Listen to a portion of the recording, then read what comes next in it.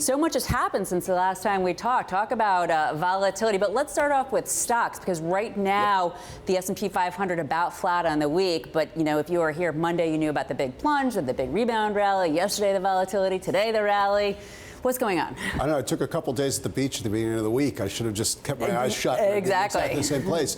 I mean, right now the market's become very sensitive to the macro picture, to the president. You know, I said at the beginning of his term that the president was kind of incompatible with a low level of the VIX, and for a while I was dead wrong about that. But now I think a lot of this is driven out of Washington and the White House and Beijing, and market is just being held hostage to world affairs, and that's not a situation markets really particularly like. Before we turn to the VIX, what about yields? Because of course we have the pressure. You know, last year we had the situation where yields were rising, that caused stocks to go down. But now we have the situation where when yields go lower, because investors are fearful of what that means, why do we have that haven bid? Stocks go lower. So bring yields into it.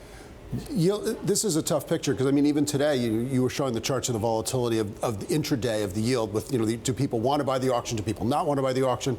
And people are really sort of shrugging off the inverted yield curve and what that means. And if that's bringing in really a recessionary element, that's still kind of left in the dust as we rally and buy dips. Some circular messaging there. Exactly. Now let's talk about the VIX, because you have an interesting point here. And in the Bloomberg terminal, if we use the CCRV function, you can talk about the curve, but you're talking about it. We went from Contango to being inverted in just a couple days. Well, yeah. I mean, these are some startling charts, as you can see. The lowest level is where we were before the Fed meeting, and that's normal Contango on the VIX futures, upward sloping curve. That's the green one on the bottom. Just less than a week later, you could see the yellow one was sort of the height. Was basically the height of the chaos earlier this week. And then we've started to settle back, as you can see. Sort of we've edged lower, and we're edging back to Contango with today's level, the white line. What that means is, if you were the guys shorting the volatility, thinking, oh, it's quiet, we'll never be. That's a very dangerous position to be in. So if we translate that into calls and puts, yesterday or the day before, I guess actually yesterday, Scott Bauer over at SIBO was talking about the idea that some people think that volatility will continue for the next few weeks, but in October it's really expected to decline. It looked like that's what we were looking at there. That is what we're seeing. Remember, you know, as a futures person, you know this as well.